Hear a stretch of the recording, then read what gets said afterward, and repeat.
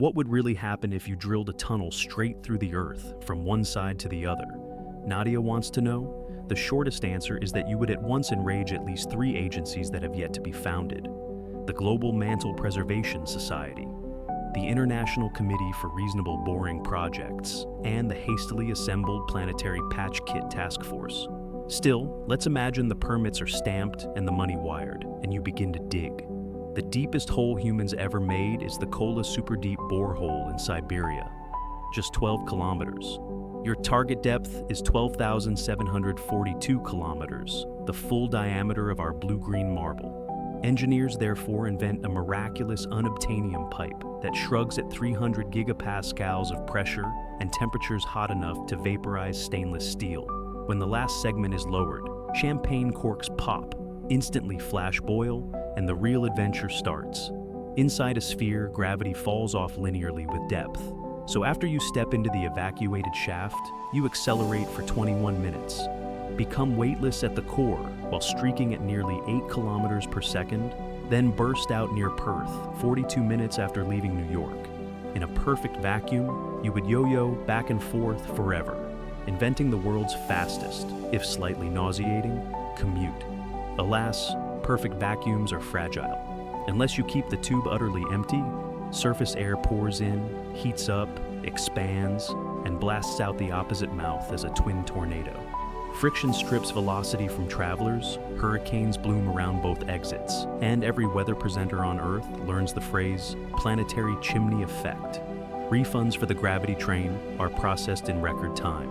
Meanwhile, your pipe has speared the outer core, home of the geodynamo that produces our magnetic field. The swirling iron must now slip past a rigid straw. Field lines kink, equatorial auroras shimmer, and satellites applaud briefly before dying of radiation. Months later, ultraviolet light scorches crops, compasses spin, and migratory birds hold confused conventions at every latitude. Water is next to notice. Seas, lakes, and swimming pools find themselves tempted by a shortcut through the planet. As the column plunges, it reaches regions where the pressure plummets and the water flash boils into chaotic steam. What erupts from the antipodal portal is a scalding geyser that turns seaside property into impromptu saunas. Real estate prices crater faster than the tunnel was drilled.